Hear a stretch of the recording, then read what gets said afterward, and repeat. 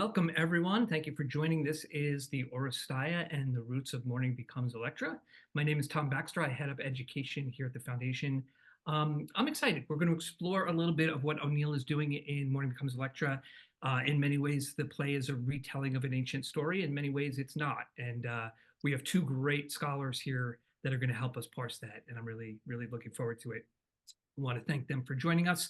First up, we have Mark Griffith, who's Professor Emeritus of Classics and of Theater, Dance, and Performance Studies at UC Berkeley. Professor Mark will take us through some history of Greek drama and the Oresteia in particular, which of course is relevant to the play we're talking about. And then Mark will be followed by Professor Katie Johnson. She is Professor of English and an affiliate of Global and Intercultural Studies at Miami University. She's also past president of the Eugene O'Neill Society. Many of you may know Katie through her affiliation with the foundation. She was most recently dramaturg for last year's production of Anna Christie. Katie will take the baton from Mark and explore the O'Neillian side of our discussion. Each presentation will be about 25 minutes. And then that'll leave us about the same amount of time for questions and answers. We're going to try and keep people on mute until that point to minimize the background noise. And then after that, we will either look for virtual raised hands to do Q&A, or you'll be welcome to put questions into the chat room. Okay, that's my introduction. I'm excited to go forward and to turn this over to Professor Mark Griffith. Okay, well now, the wonders of modern science, not that modern these days.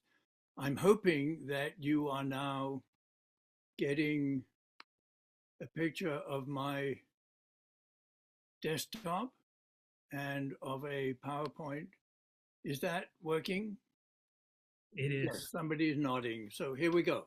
Okay, so yes, thank you for the introduction and thank you for inviting me to be part of this discussion. So yeah, I'm here as a Greek drama, Greek tragedy specialist. I'm not an O'Neill expert at all, though I have a lot of interest in his plays and a lot of interest in the continuing adaptation, performance, tweaking, modifying of Greek dramas in various shapes and forms. So I look forward to the discussion that'll continue as we go today. So yeah, I'll be talking then about Aeschylus Oresteia and the plays of Sophocles and Euripides that focus on the character Electra. You know, the O'Neill play, Mourning Becomes Electra, is a trilogy. It's a trilogy with three parts that lead people especially to concentrate on the Oresteia of Aeschylus, which is likewise a trilogy in three parts, three connected dramas. But the Electra plays will also be important. And so here we go. I will do my best to lay out the ancient Greek scene, literally, and what O'Neill, some of the ideas that O'Neill must have drawn from there. And then Katie Johnson will give you much more detailed description, analysis of some of the directions that O'Neill took things. So Oresteia, an Oresteia is a story of Orestes in the same way that the Odysseia, as we call it, the Odyssey, is the story of Odysseus. And in fact, if you read the Odyssey, which I trust many of you have done and do repeatedly, you'll find actually that there are several points in Homer's Odyssey where mention is made of the Orestes story and of the mythos, the story, the plot, if you like, that we're going to be talking about over this next hour or so. Because in many ways, the Oresteia story, Agamemnon and Clytemnestra and their kids, is a kind of Odyssey gone wrong. It's all the same elements in there turning out hideously different. And they're told in the Odyssey as an example of what you hope isn't going to happen. So you have the Trojan War is ending. Odysseus, you remember, who designed the wooden horse and is therefore one of the sort of key components of the victory over Troy. He takes years and years and years to get home. When he comes home, his wife is waiting for him. She's staving off all these suitors. She's hoping he's going to come home safely and she can welcome him. His son is primed, again, trying to help his wife, Penelope, ready to intervene if possible. In the end, he stands with his father and fights against the suitors. So in that case, everything's going to turn out fine, and Odysseus and his family are going to be restored. He's going to become king of Ithaca again, and everything goes on happily ever after. In the case of Agamemnon, king of all the Greek troops at Troy, he gets home really quickly and relatively effortlessly, comes home and is greeted by a wife who's actually been cheating on him for several years with a bitter enemy, his cousin. The two of them hatch a plot and murder him, and it's up to his son and daughter to get together and find some way of avenging him. So all the things that might go wrong for Odysseus still go wrong for Agamemnon, if you like. So the Orestes story, where the focus is very much on Orestes, Electra isn't prominent in that Homer version, is a kind of counter Odyssey, okay? So the tragedy, I'll say a little bit then about tragedy at Athens, Greek tragedy. This is a couple of hundred years after the time when Homer was composing the Iliad and the Odyssey. They developed an annual competition in drama in which 3 playwrights were selected, and they were each set to present 3 dramas, 3 tragedies at the Festival of Dionysus in a giant outdoor theater. And at the end of the festival, they judged and awarded a prize to the victorious tragedian, okay? And a tragedy, there's a whole bunch of interesting questions about why on earth is it called tragedy? That's one whole can of worms. How exactly did it get started, which I'm not going to get into. But by the time we have plays to read and we can see what the playwrights were doing, the basic rules are the following, what you've got up on your screen there. Each year you put up, in the early days, in Aeschylus' days, they put up a temporary wooden structure to be the stage building and wooden bleacher seats. A bunch of male actors, and including a chorus, would put masks on and play the different roles of the different characters. It was all in verse. Some of the scenes were spoken, sort of like Shakespeare or Racine or something. Some were actually sung and accompanied by a pipe instrument. So in fact, it was a musical theater. It was more or less like opera. And Nietzsche and Wagner picked up on that. Wagner in particular saw his Ring as being a modern sort of recreation of Aeschylean drama, like the Oresteia. He saw himself very much, and Nietzsche's Birth of Tragedy is, the full title is The Birth of Tragedy from the Spirit of Music. So they were very conscious that Dionysus is a god of music, impersonation, altered states, and just generally playing at being something different from what you are, or turning into something different. And the stories that they dramatized in all these plays were generally taken from the traditional epic sagas. So the story of Heracles, Oedipus, the Trojan War, Theseus, Medea, etc. And you could tweak and adapt those stories over and over again in different ways. And part of the sort of challenge and fun of the plays was seeing what unexpected twist the playwright might give to it. So for example, in Medea, probably most of you know the story of Euripides' Medea, but the idea that Medea would kill her own children was a new idea that Euripides inserted. Usually it's somebody else who kills her children because they hate her. So again, that's a pretty shocking, unexpected turn of events. And part of the challenge of writing a tragedy is to find a new way to stage one of these familiar old stories. Okay. And there were hundreds of them. If you think of it, 3 + 3 + 3 every year, year after year for centuries. We only have about 30 that survive. And in a moment, we'll look at the 3 different playwrights that we know who wrote them, and we'll look at the Orestes stories that come from them. So over the last 30, 40 years, there's been quite a considerable revision in archaeologists and theatre historians' grasp of what the early tragic theatre space looked like in Athens. So it seems pretty clear now that, for example, in looking at the theatre space in Athens on the side of the Acropolis, they found the post holes where this wooden structure was built.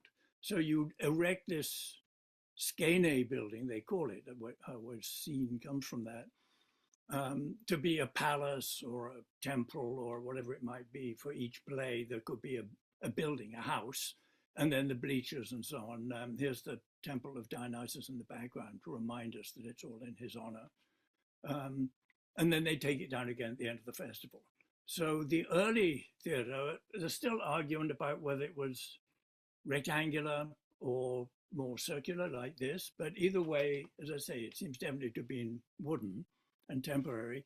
But as time went by, they figured that the circular structure and big stone seating, the acoustics, the ability to hold 15, 18,000 people was the best way to do it. So the surviving theater, some of you may have been to Epidaurus and seen plays.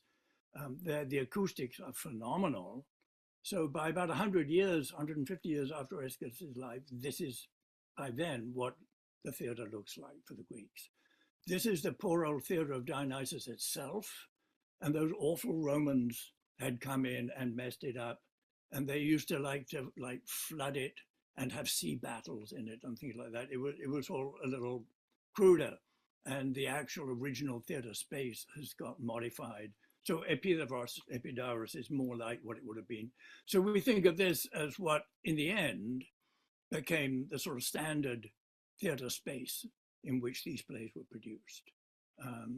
And one of the key conventions and techniques that the Greek theater developed was of using that theater building to make a contrast and work with the contrast between the interior space, what's behind the door inside, particularly, you can think of here, what happens when you go through that door? You can't see it. There's a bed there, there's a loom there. The women are producing textiles, making clothing, making nets, making carpets, whatever it might be.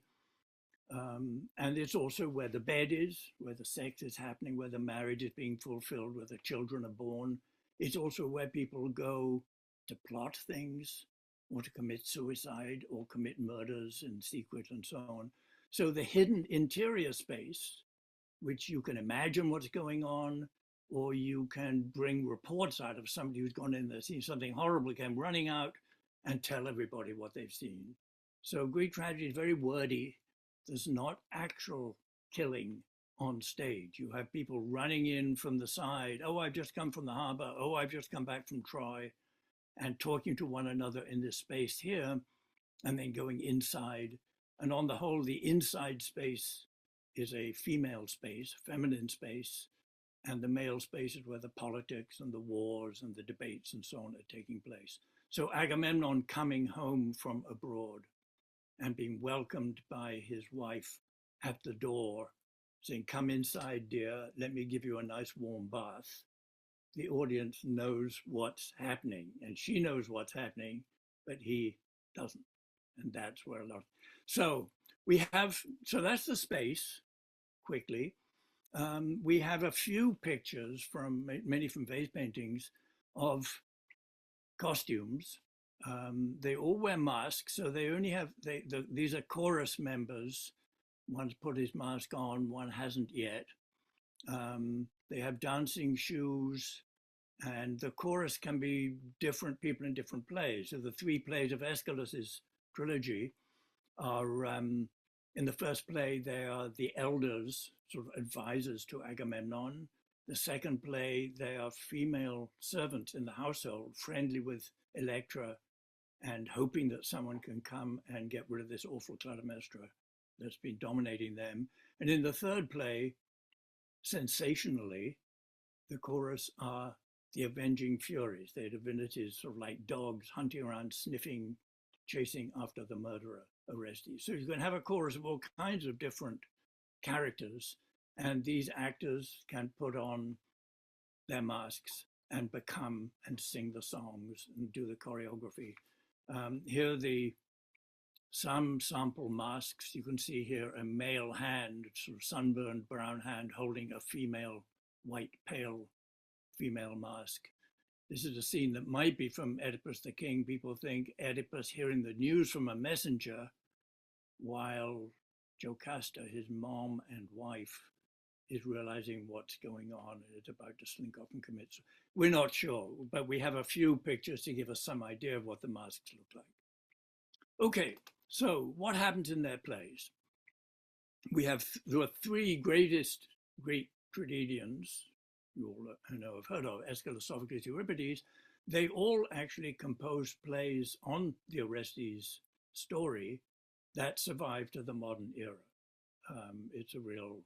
It's not just a lucky break, it's probably part of the selection process. When they taught these plays in schools, they wanted to have plays that students could recognize the story. So we have the three plays of Aeschylus' Oresteia, the Agamemnon, the Libation Bearers, and the Eumenides, the Furies. And then we have a Electra play by Euripides, and a bit later than that, probably Sophocles composed an Electra play.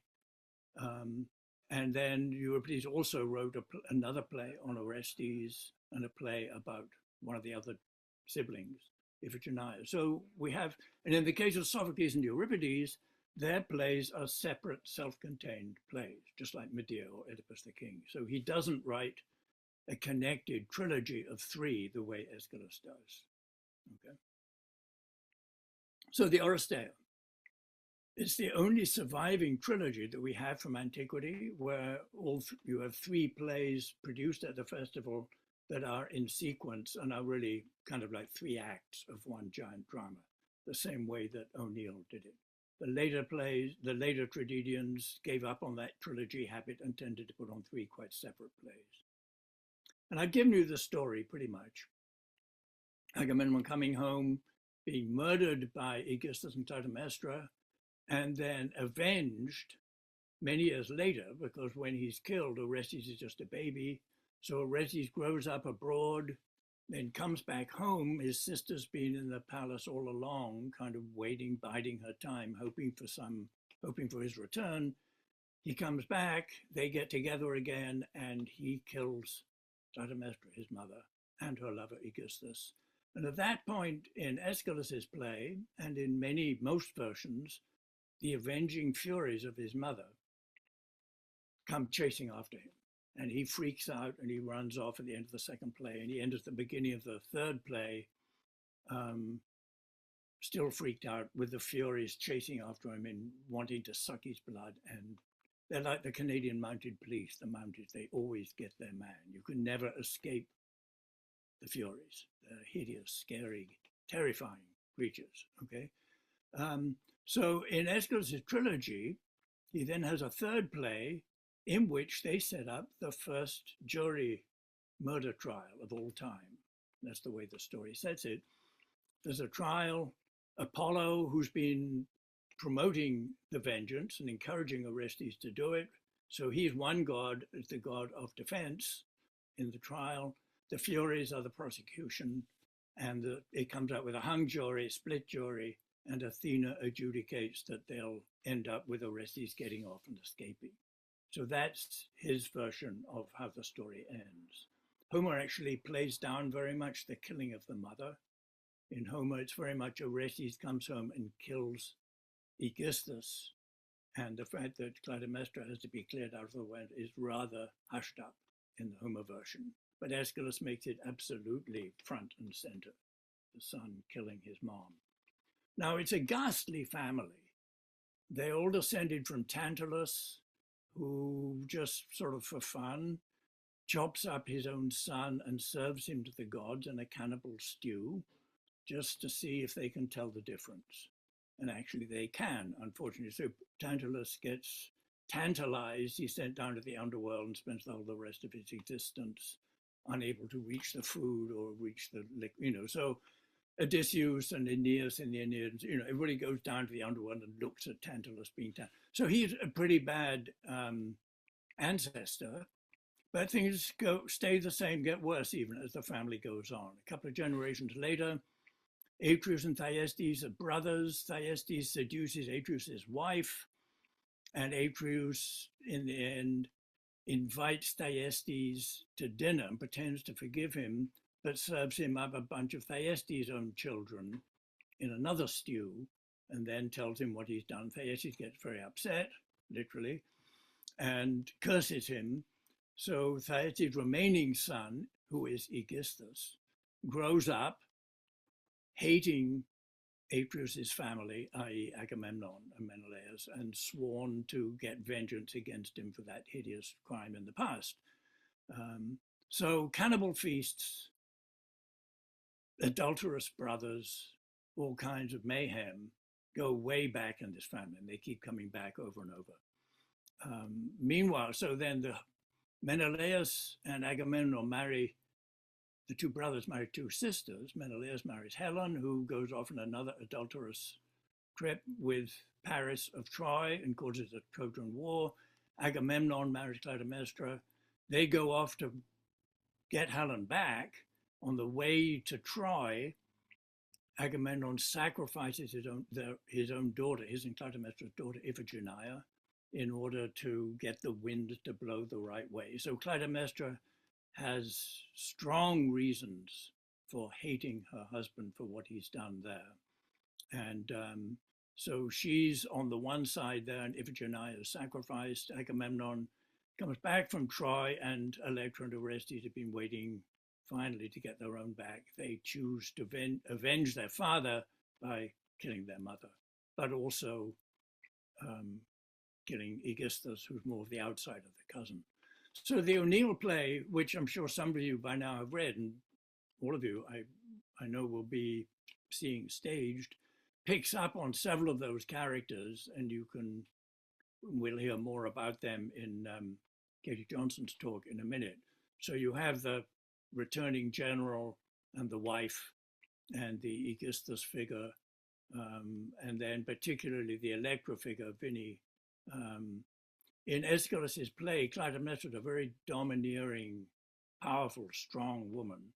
And the question of the relationship between Electra and Clytemnestra gets handled, particularly in the Sophocles and Euripides play. There's a lot of dynamic between the two of them. Aeschylus hasn't really picked up on that. He focuses more on the Orestes-Clytemnestra confrontation and the son killing his mother. So in the two Euripides-Sophocles plays, they don't try and cover the whole range of actions that I've just described to you. They start after the murder of Agamemnon's already happened, and they focus on the Electra-Orestes reunion. They focus on Electra's long-suffering and very fierce resistance to Clytemnestra and Aegisthus. She's been living in the house all the time while they are kind of oppressing her and insulting her.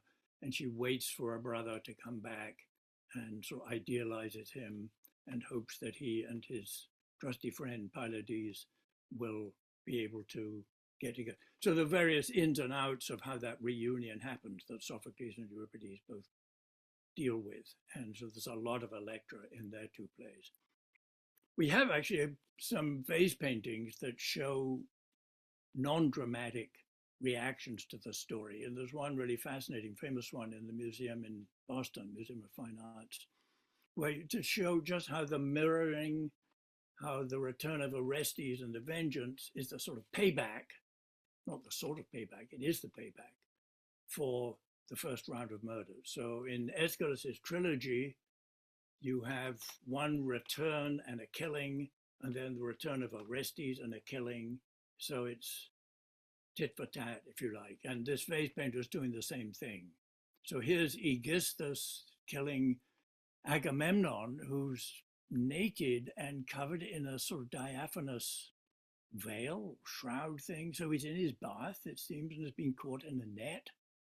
And there's a lot of talk about that in the Orestes, in the Aeschylus Oresteia. there's debate among scholars as to is this Clytemnestra with her axe coming after him? Or is it Electra? So it's probably Clytemnestra helping Aegisthus kill Agamemnon. On the other side, young Orestes comes back and kills Aegisthus. And then still there are women. This is another woman with an axe. Is that Clytemnestra trying to kill Orestes or Electra helping Orestes? We're not quite sure. But women with axes trying to kill people isn't the traditional role for female domestic life. Here you can see the axe somewhat better, and you can see Orestes and the wounding of Aegisthus. So, and here, no mistaking what this story is. Here we have Clytemnestra, axe in hand, sort of bursting outside the bounds of the vase. Her foot and her axe can't even be contained within the limits there. And she is attacking. This is Agamemnon's concubine that he's brought home from Troy, very insultingly to Clytemnestra. He brings her into his household and says, "Please look after her, my dear.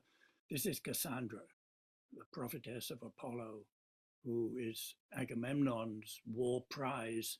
And Clytemnestra is all the more furious and disgusted at him, that much more provoked to commit the killing. So time limits me a bit. I won't go on into some of the further details. I've sketched very briefly here, some of the other, I've mentioned Paris and Helen, the sacrifice of the daughter Iphigenia, these other crimes of the house of Atreus, and then the slave concubine Cassandra and that insult that it gives to Clytemnestra. And I think Katie will talk a little bit more about that, as well as to how O'Neill has eliminated some of the details in Aeschylus' trilogy while keeping others. And then the question of what happens to Orestes after the murder and what happens to Electra after the murder is very much up in the air. Different playwrights take it different ways, and it's one of the things that O'Neill is fascinated by. So within the trilogy of the Oresteia, there are a number of themes that keep running through it over and over again. The doer must suffer, blood must pay with blood, particularly the genetics that the family keeps begetting crime, the cannibal feast, the child who's just like the parent. And there's a lot of animal imagery about lion cubs. The main thing then I would end with is reminding that the Sophocles Euripides plays, single self-contained plays with an intense focus on Electra and Orestes. And the dynamic of Orestes confronting the idea of killing his own mother, and there's some sexualized, particularly in the Euripides version, there's his mother reveals her breasts to him and say, respect your mom. In the Aeschylus play, she begs for him to remember that she suckled him when he was young. In the Euripides play, there's a kind of lyric aria where he's singing about his mother's body as he kills her. So the question of his relationship to his mother and his confrontation with his mother's body as he kills her is something that Euripides goes into in quite striking, startling ways. And Melanie Klein picks up somewhat on that in her psychological writings about Greek tragedy and the mother's body. For Electra, the focus is usually on her devotion to her dad, her obsession with her dad, her ongoing hatred and jealousy of her mother, and hatred of the adulterous relationship between her mother and Aegisthus. And then just the courage, the patience, the determination that keep her going all those years, waiting for her brother to come back and get her vengeance. And then in some versions, she marries Pylades and maybe comes back to a sort of normal life. In most versions, she seems to still be there, brooding and kind of shattered. And that's, again, something O'Neill is going to pick up on quite a bit. Okay, I'll stop there. Sorry that you didn't get the glory of my last 4 or 5 slides, but you can imagine them. I can attest that the last 4 or 5 slides are fantastic. But thank you so much. That was really fascinating. That was great. I have lots of questions, but we're going to hold Q&A until after Professor Katie speaks. But thank you. That's awesome. Katie Johnson, you're up next. Hi, everyone. I'm so excited to talk to you about this play and especially to follow and build upon everything that Mark has shared for us. So thank you for setting that up. And so let me just jump right in, and I'm going to talk about the Greek influences here without giving too much away of the production that Eric is rehearsing right tonight for those of you in California up at Dow House. So I think what I want to start with is the influence of the ancient Greeks on O'Neill. We know from his notebooks and other sources that he read the Greeks, he even studied Greek as a youth. And as Mark was saying, he read Nietzsche.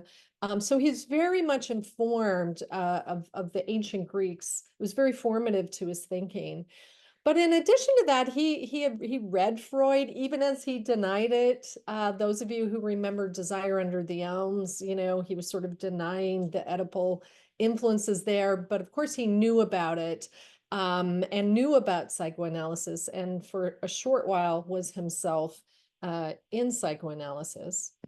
And then in an odd twist of fate, can we say, his first son, Eugene Jr., became a classics professor at Yale. And so it seems to, in a way, come full circle, even in the house of O'Neill. Moving on, and that's Eugene Jr. I do want to point out, I'm drawing on some of the wonderful work of Stephen Black, one of our O'Neillians, and he wrote a terrific essay called Mourning Becomes Electra as Greek Tragedy. So how does it specifically work in O'Neill's play? He was thinking about this play as early as 1926, we know from his workbooks. And what he was really striving to do, and this sounds paradoxical, is to build a new form of modern theater, specifically modern tragedy, that is reaching back towards the ancients. And it does sound like a paradox or a contradiction, but he was specifically building, and he wasn't the only modernist who did this, by the way, building something new while referencing and revising, riffing on the classics. And I think we have to point out that he got there before Arthur Miller in crafting a fresh kind of American tragedy. He also, while he was writing the drafts, the first and second drafts, he went back and read the Greek. So it was really formative to him. And I think this notion of developing a modern idiom was really what he was striving for.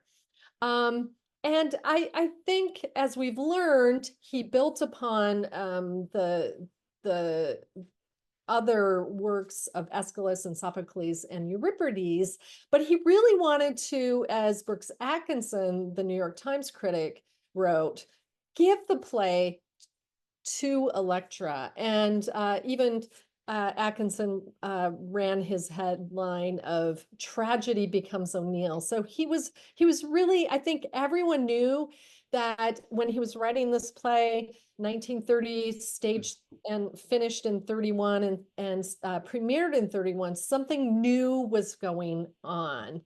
And he was also really wanting to have a craft, and I think he did, a tragedy worthy of Electra. So as Mark said, Electra just goes poof. She's missing in action after the second leg of the Oresteia, after the second piece, the Furies play. And as we've learned, that play deals with Orestes. So what becomes of Electra? This is what O'Neill wanted to take up and write a drama about. And O'Neill wrote in his diaries, why did the chain of fated crime and retribution ignore her? In what remains to us of Greek tragedy, there is no play about Electra's life after. And I've taken out what he said because I don't want to spoil the plot for those of you who haven't read or seen the play, but it's tragic, let me just say. But what I think is important is that O'Neill recognized that there were tragic possibilities, and that's what he was really seizing upon. He wrote that Electra has too much tragic fate within her soul to be allowed to slip from heroic legend into undramatic married banality. And I just want to pause there because those of you who heard me talk about Anna Christie, we had a big conversation about whether that ending was sort of a banal marriage or sort of union at the end, the so-called happy end debate. And O'Neill was really thinking about that. Like, she is not going to, it's not going to end well for her because it's a tragedy, but he did not want to slip into, banal cliches of what might happen to this female character specifically. And he also said that he thought of Electra as one of the most interesting women in drama. So this play really did become him. I want to talk a little bit about the fact that O'Neill was searching for a new theatrical language. Those of you who are O'Neillians, I see quite a few of you on the call. We know that O'Neill was constantly innovating and constantly trying something new. He would start off with writing in dialect, and notice here in this quote, he's saying he's fed up with writing in dialect. No more Swedish accents, no more African-American accents. I want a new kind of language. And, he would try experiments and sort of ditch them, the asides and strange interlude, and various kinds of expressionistic experiments. And so here, again, paradoxically, he's turning back to the past to find the poetry in the verse that Mark was talking about, and to find something fresh. So it was a complete total upheaval of his previous values, but this was not the first time that he did that even, right? He was constantly innovating and trying new things. And I think it's also important, as again, Brooks Atkinson has observed, that what O'Neill was also bringing to this was modern psychology. And by that, he is, as many others, retold these myths and legends again and again. He was really thinking about a very, what was known then as the new psychology, think William James, and all kinds of the new sort of revolutions in ideologies, and I can talk about more about that in the Q&A. There was also a new art theater with Robert Edmund Jones and new art scenery. The new theater that the triumvirate created. But also what I want to talk about is also how this play is issuing in a new kind of approach to sexuality, and especially female sexuality, which is key to this plot. And as Mark has told us, in the Oresteia, there is this sort of, shocking, I suppose, love triangle. I think it's too strong of a word, but we have various kinds of people taking lovers or concubines. But O'Neill is not going to do all of that. There are some kind of non-normative sexuality is what I'll call it. And I'm going to get more specific in a minute, but I also want for you to look for that in the play as you view it. Let's go to the premiere. If you look at this gorgeous Van Damme photograph, it's about as iconic as the tree is to, Waiting for Godot, I think, to American theater. It's just beautiful and sparse, modern, right? The sparseness of it is modern, but clearly quoting Greece with those Greek columns there. When it premiered, it was produced by the Guild, the Theater Guild, at the Guild Theater. And, it didn't have a huge run. I mean, 150 performances is considered a hit. But here's the kicker. It ran for 6 hours. So we have another sort of O'Neill endurance sport here, spectator sport, if you want to call it that. After Strange Interlude, which was, I think, over 5, audience members would have to, show up at the theater at 4, watch. The first part is when they took a break. The dinner break was after the first play. The homecoming, and then they would have a dinner break, sometimes even dress for dinner as they used to, and come back to the theater. So it's kind of like an Angels in America, except all in one night kind of moment. So what was the reception? Very strong reception, positive reception. I mean, I think everyone realized that this was a kind of masterpiece, as Brooke Atkinson called it. John Mason Brown, just really talked in very glowing terms about how it's towering above or sailing above all of American drama, much like the Empire State Building. But notice again how the new is tethered back to Greece. And I think part of that, in a way legitimizes it as a work of art. I did want to include, a little, I guess it's a scathing review by Eugene Burr from Billboard, who just really kind of bashed O'Neill, said it was a good one actor stretched into 14 acts.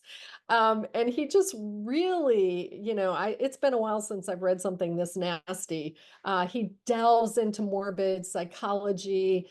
He takes himself too seriously, and it's just a bit too much. But again, that's the exception, I would say. I know Dave King, the dramaturg, has read more of the reviews than I have. So, but what I was finding is, people could recognize something was happening here. I did want to show you, there was this weirdly short-lived 16 performances. It was restaged a month after it closed. And the reason why they did that on Broadway was because the original cast went on tour. And, just to give you a sense that occurred, but everyone thought it was second rate, really, compared to the original. When I was doing my research, I always like to look for what were the audiences, and do we know if there was a diverse audience? So the New York Amsterdam News is an African-American newspaper, and I found this this notice that this group of women went to see the play, and then they went out for between the first and the second acts, they dined at a Broadway restaurant. And so that leads me to believe that it was probably an integrated audience in 1932, which is always something that I try to track and find interesting. And there was that gorgeous 1972 revival with Ted Mann and Colleen Dewhurst as Christine. I just wanted to give you a sense of this. In particular, when I come back to the staging, look, how can you compete with Bobby Jones on that gorgeous set design? And I think what they just decided to do is go rustic. So it'll be interesting to see what happens with the set up at Dow House. Let's return to the two trilogies that by now should be familiar to you, given what Mark has told us. So we have two trilogies with these 3 plays each. And we have these characters. Mark, I basically stole this slide from you. I hope that's okay. Just to refresh their memories about who the actors are. Let's start with Ezra, who's the Agamemnon character. Now, what's really interesting is it's not the Trojan War, okay? Ezra is coming back from the Civil War. And of course, this is not a as lengthy of a war, right? The Trojan War, Agamemnon is away for a whole decade. So I would like for you to think about that choice for O'Neill to choose a different kind of war. Why this war? You know, O'Neill wrote it in 3031, and so you know, he could have said it in the First World War. So there's something about the Civil War that I think is very important to this play that I would love to hear your thoughts about, and we can extend this during the Q&A. And again, Cassandra comes as, you know, this sort of war trophy. Here we see the arrival from the 31 production. And, you know, this is Christine looking on as his true love, Vinny, is looking on. So let's go back to Clytemnestra, because I really think she's a ruler who slays in both senses of the word. I really like her as a character. She's a very strong character in the Oresteia. And, you know, she's ruling for a whole decade while Agamemnon is off at war. So she, in my reading of the Oresteia, she slays with Aegisthus both Agamemnon and Cassandra. She calls it a murderous shower, and she talks about chopping him 3 or 4 times with her axe. And well, why does she do this? She's, as we know, she's really upset, even 10 years later, and I think I'd be with her, that her husband is slayed and sacrificed their daughter. And she confesses to the people, but she does not deny it or apologize for it, because she thinks he was a bad ruler who got them into a bad war, and she calls his death a masterpiece of justice. So here we see Alla Nasimova, the great Russian-American actress, portraying it in this is a scene of violence vis-a-vis Ezra from the 1931 production. And I'm going to come back to her in a moment. I do want to say a few words about the missing prophetess, Cassandra, because she is so interesting in the play, in the Oresteia, but she is missing in Mourning Becomes Electra. So how does this change the meaning of the play? And if Ezra had entered the first scene with a woman as a war trophy, how would that have shaped the meaning of O'Neill's play? I think O'Neill wisely sort of excerpted her, removed her from the play of the Oresteia, so that he can really focus on the family. But I encourage you to think about whether there are other prophets in the play. I do want to talk about Clytemnestra and Christine's foreignness. I think it's significant that Clytemnestra is Spartan, so she's a rival to Argus.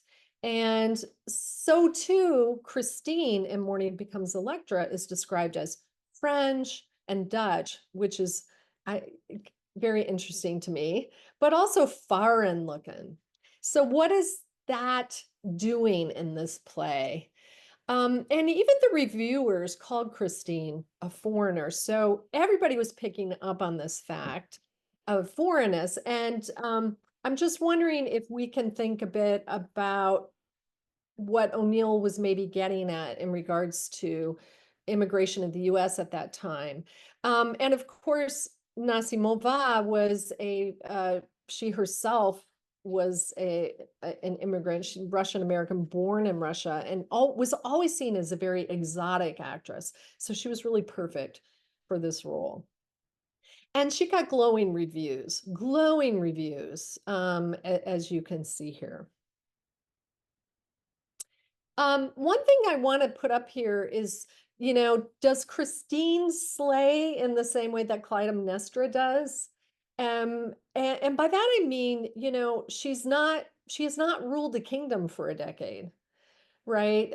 Ezra is gone for what, 4 or 5 years in the Civil War, the American Civil War, and she's governing their estate, but the stakes are much lower, I guess I would say, the access to power. So how does that change our understanding of Christine? And I think most importantly, we don't have the sacrifice of their daughter. So, which justifies her hatred for her husband. So what does that mean for Christine, where that is kind of missing from her background and her character? Well, let's talk about Electra. The critics were just so stunned about the unforgettable sort of performance and her stunning presence on stage. But of course, this is really a play in many ways about the Oedipal and Electra complexes. And it's about sexual desire. And this is another modern element, as I had mentioned before. One of the things that's interesting is that, you know, Lavinia's desire is aroused by this indigenous person, this guy she meets in the islands. And, you know, it's a fascinating moment that I read as modern. You know, this is not something that we talk about really Electra's, sexuality or desire, but O'Neill puts it in there, and it's seen as something sort of shameful, right? That she would desire or lust after, as she puts it, this islander, and that makes her not a suitable marriageable subject, for Peter. So what is O'Neill saying about female sexuality here? And I think we have to think about Christine's sexuality too. Again, I don't want to tip too much in terms of give away too much in terms of plot, but they're both having various kinds of affairs and desires. And this is just pointing us towards Oren, who is the Orestes. He has a very different journey here, right? Where Apollo and Athena's not casting, a vote for him at the end, as we heard from Mark from the Oresteia. She is, that scene isn't there. And so I encourage you to think about Oren being consumed by his guilt. But also, there's this very interesting plot element where I think O'Neill is sort of borrowing a plot element from Ibsen, where Oren is recording all of Vinny's misdeeds, but like the whole family's, tragedy and tragic deeds in this manuscript.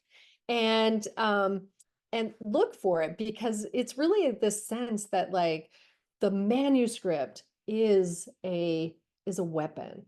And I wanted to show you this picture here. We can see Oren. It's one of the triangles here. So we have Christine and Oren. And sorry, it's hard to tell them apart. It's Lavinia, Oren, and the mom, Christine. They're meant to look alike because they're rivals for his love and his desire. So here's, I think, that manuscript that is going to give it all away. But there's also the Electra triangle here, where we have Vinny and the father, Ezra, and also Christine. So lots of love triangles. Finally, I want to do two more things. I think I have 2 minutes. That the chorus, which we already heard about from Mark, is, serves as the conscience of the play. They tell us so much about what we might be learning. And here O'Neill has transplanted it to Seth and the townspeople, really making it quintessentially American. But, rather than the chanting and the lute playing that Mark was talking about in ancient Greek drama, what we have here is American folk music, like O Shenandoah, but also in a really interesting move, abolitionist songs like John Brown's Body. So I'm very, very eager to see what Eric and the production is doing in terms of music here.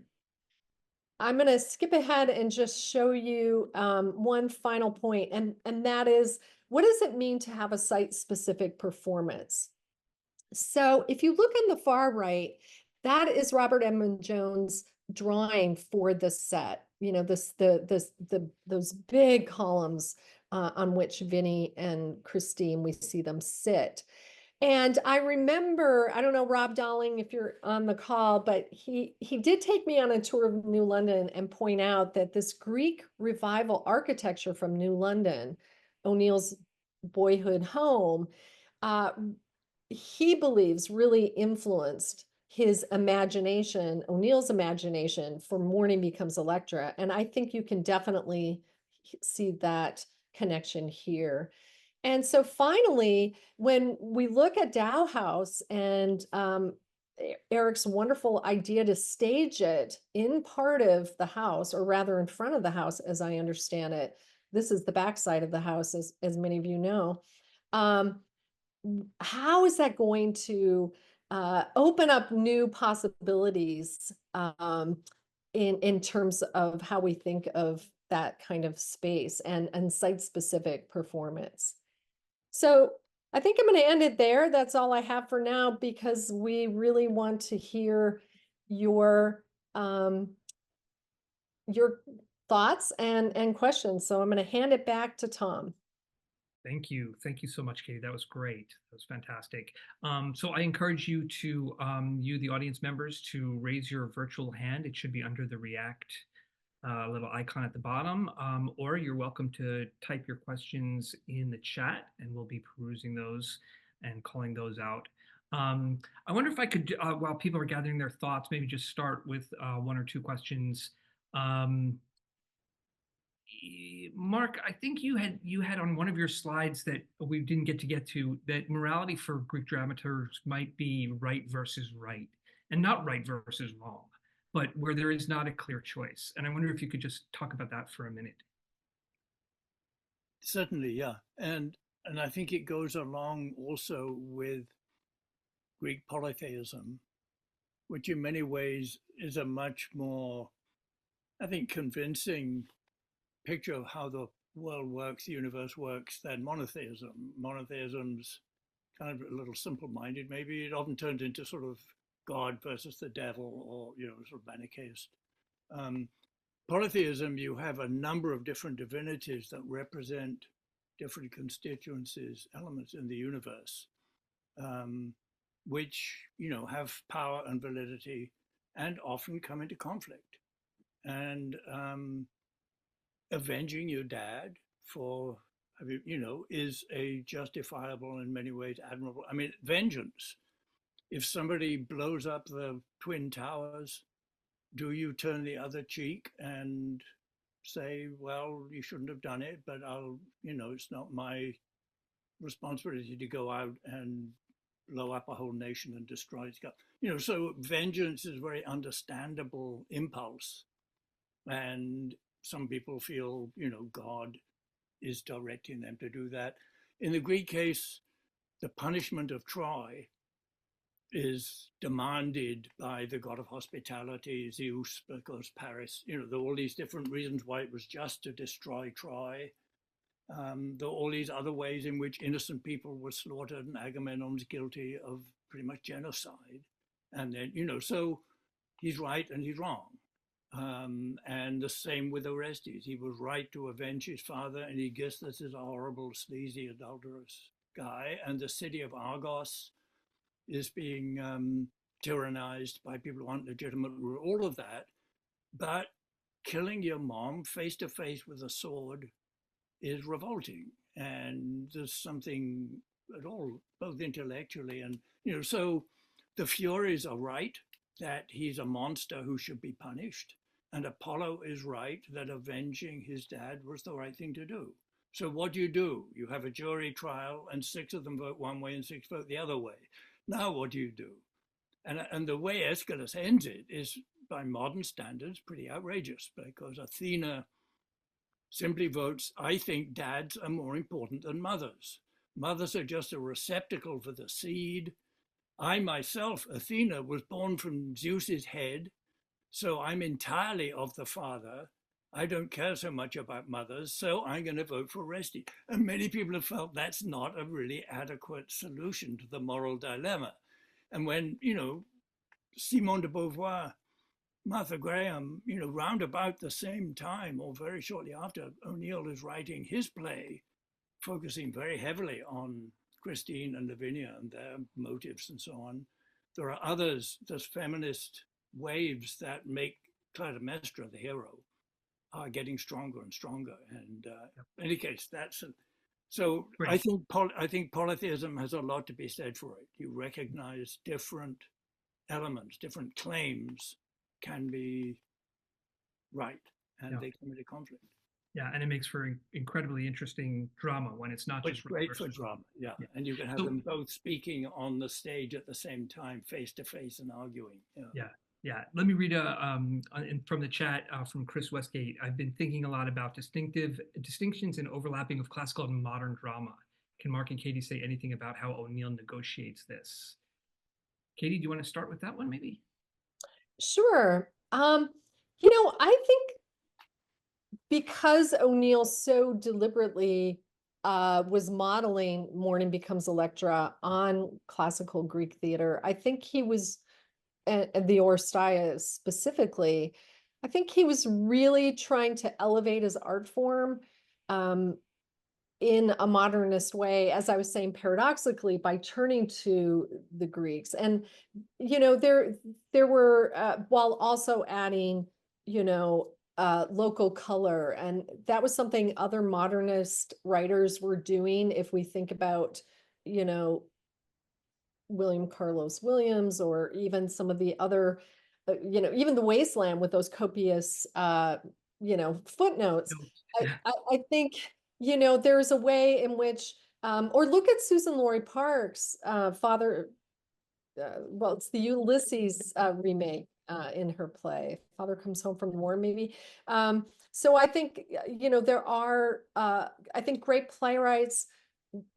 This is the moment in his career, and I know, Mark, you were wondering if this is also kind of what got him the Nobel Prize. I think in a way, yes, but let's not forget that he had already,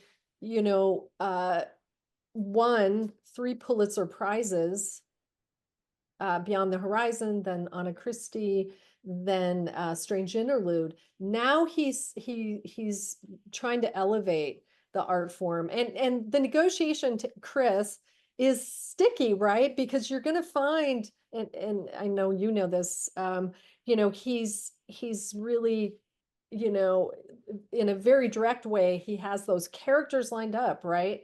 But then, Vinny and Oren go and frolic with the natives, in a very sort of problematic way, I suppose we could say, to unleash their sexuality. So for me, some of the modern bits are really instead of, this working exclusively on revenge, it's a bit about sort of sexual desire, and that's new. And especially when women are pursuing that. By that, I mean Christine and Lavinia, in incestuous ways as well. That's pretty shocking, I think, still even today. Yeah, and I think the fact that he leaves out some of the things that you mentioned, the bringing home the war trophy, the sacrifice of the daughter, right? It makes Clytemnestra doesn't have quite as much force behind or justification, at least, right, behind what happens. Right. And this is why my students, again, we don't want to give away the plot so much, but they notice that, and they feel that it feels more, we're back to the modern psychology, right? It's more about Christine's psychology and desire as opposed to an empire, right? And so I would just invite the audience members to think about that as they're viewing the production. Let me see if we have lots of shy people tonight.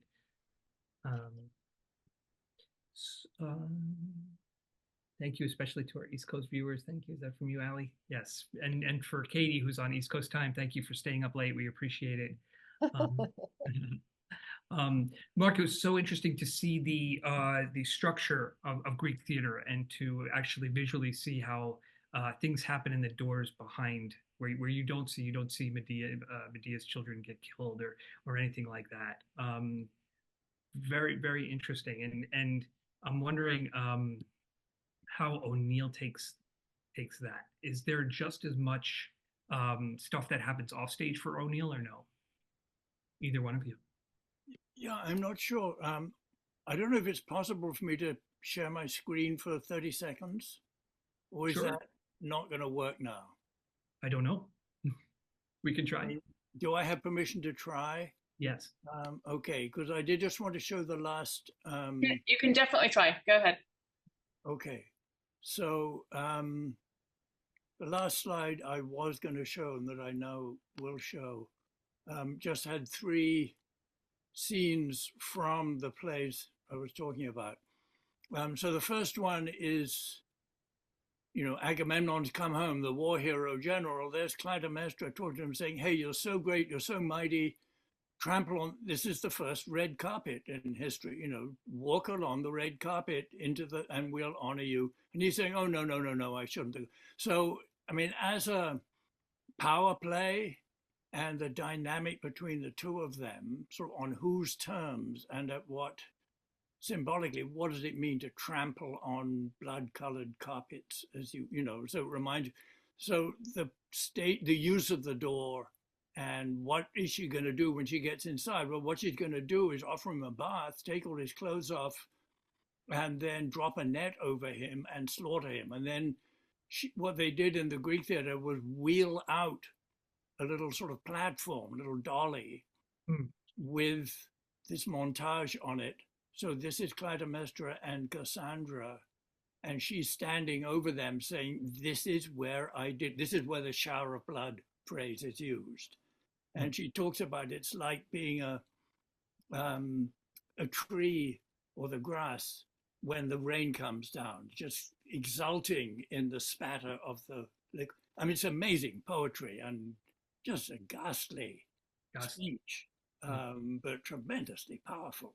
And Clytemnestra is the dominant force. She's in all 3 plays. The mom, she's there to do this to Agamemnon. Then she's there in the second play, facing her son, bearing her breasts. We're not sure how a male actor did that, but they presumably symbolize it somehow. And getting killed, but he forces her indoors, and you hear shrieks, and so she's going to be dead indoors. And then in the third play, you think she's dead, and lo and behold, she comes back out again, rises up, and wakes up the Furies who are starting to fall asleep and says, get after him, get after him. So that sort of apparitions that can appear from indoors or driving people indoors to deal with them and do this horrible stuff to them. The human imagination is much, well, I guess now with horror effects, you can show a lot, but back then they did it with words and with things you couldn't see. And then the character comes out covered in blood. Right, exactly. Yeah. Right. Yeah. Can we unmute Jessica? I think she has a question. Oh, Katie, did you want to say something? Yeah. Oh, sorry. I was just going to say quickly, so in an O'Neill's play, some of the violence is off stage and some of it isn't. Go ahead, Jessica.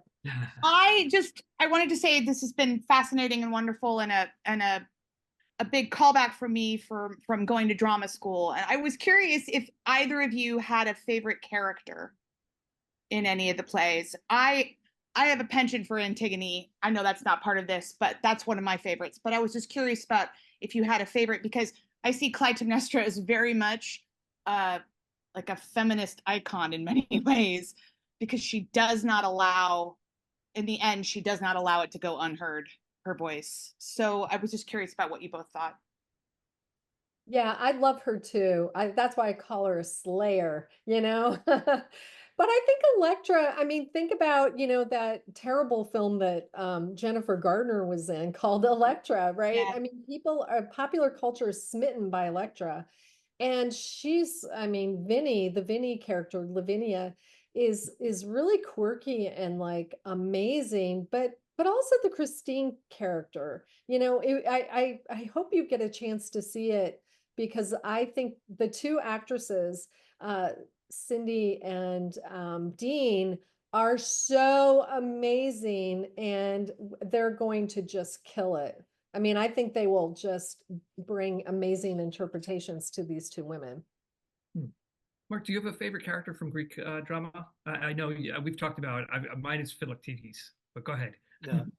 In some ways, I think Clytemnestra, there's a remarkable modern Japanese adaptation. Tadashi Suzuki's theater company has done a Clytemnestra, and he rewrote the play. And the actress that he uses, who's been in several of his different plays, is phenomenal.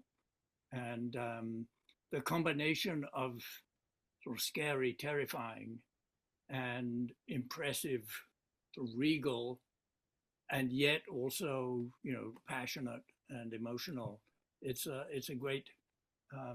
I don't know. It varies. One day of the week, I'll have one favorite character. Another day, I'll have another. But Clytemnestra, I think, as a theatrical character, not necessarily as the person I would want as my mom, or even as my girlfriend. Like, I don't think Oh you my want to be in that family. I don't think you want to be in that family at all. So one of the things you had referenced is that the audience knows the story that they're seeing, right, in Greek drama. Right, we know who Oedipus is married to. We know what is waiting for Agamemnon when he comes home. How did those dramatists take advantage of changing the story to play on that? I wonder if you could talk about that a little. No, that's a great question. I think I mentioned the Medea story, and we have pretty good reason to believe that it's Euripides' innovation to have her kill her own kids. And forevermore, after that moment he put that play on, you can't not have Medea kill her kids. I mean, now that's what she's most famous for. But as a breakthrough, as an idea, what about if I take this character, we all know she's a witch, she does this, she kills the king of Corinth and his daughter, and then she escapes. What if part of her vengeance is actually killing her? And even Antigone, the figure Antigone isn't a standard part of the story. So the other things that go on in the Oedipus family, so I think coming up with a really unexpected twist. Surely we know what happens here, but can it really be going to be this other thing instead? Or playing with possibilities, or referring back to the standard version that everybody expects, and then have it turn out different, is one of the real. I mean, I think people do this with sequels to movies, don't they? And or even fanfic. So you take the Harry Potter thing, and then what if so and so did this with that other person, and then this other thing happened in the story. So I think, and again, I think your audience as today, has different levels of familiarity. Some of them will know the stories in great detail. Others may not really be sure. So you can sort of play with possibilities. I see here that Victoria was asking whether I could talk a little bit about what I meant about the prophecy. And I think that's a switch up by O'Neill in another sort of modernist kind of move. So first of all, removing Cassandra, who is admittedly probably my second favorite character. But it's also not very modern to have someone come out and be a prophet, whereas the Greek plays are just littered, with prophets or people who are seers, and many of whom are blind. Oedipus will soon be one of them. And so I think by removing the prophecy and maybe even the notion of fate, which is not really mentioned so much in O'Neill's play, though justice is, the sense of justice and even atonement or punishment, that could be just something that makes it where he departs from classical Greek drama and tragedy in particular. We have, I think, one comment from Lois. Hi, can you hear yeah. me? Yes, and this might be our last comment. Thank Okay, you. Thank you. I just wanted to comment from the time I was 16 or 17, I was very smitten with O'Neill as a writer and playwright. And one of the things that hasn't been quite mentioned, but maybe implied, was the passionate, tumultuous quality in the plays, and in this play in particular, not only, of course.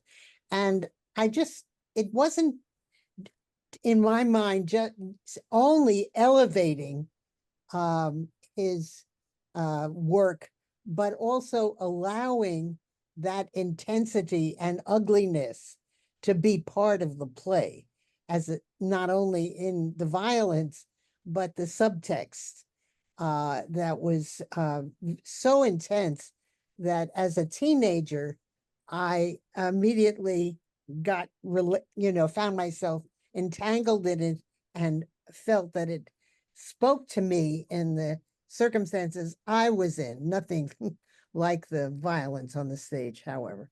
And that's one of the things that in all the discussion of ideas, that passion, that excruciating intensity is what drew me then, and I imagine will be in the performance as well in some form.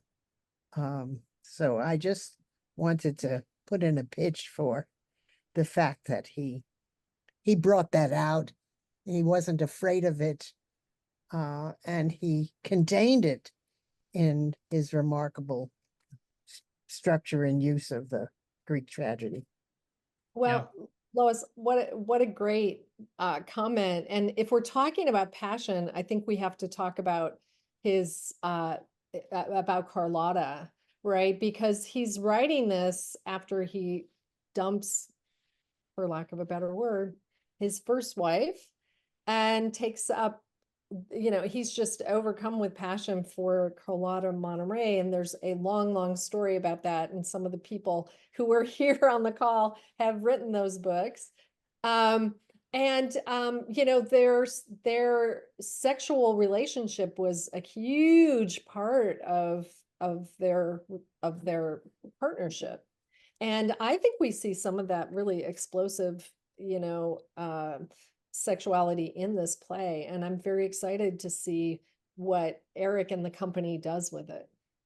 And it was also very destructive, it tore apart the marriage, and it was very sad in some ways too. That was a great comment. Thank you, Lois. I appreciate that. And I'm certainly guilty of intellectualizing things, but I think that it's a good point that we shouldn't lose sight of the passion that is part of all of this drama. And so I think we're at time. I want to thank everybody. Thank you, our esteemed speakers. This was fantastic. I really enjoyed it. I hope our audience did as well. I'm sure they did. My last sort of closing thought is, besides seeing everybody up at Dow House, is that this sort of conversation to me just makes it clear that theater is a part of our culture that is at least 2,500 years old. And there's something quite special about being involved in live theater as an actor, as a playwright, as an audience member, however you choose to involve yourself. It's something that is transcends time for us. And this conversation certainly made that clear. I thank all of you. Thank you tonight. Thank you, Katie, for staying up late with us.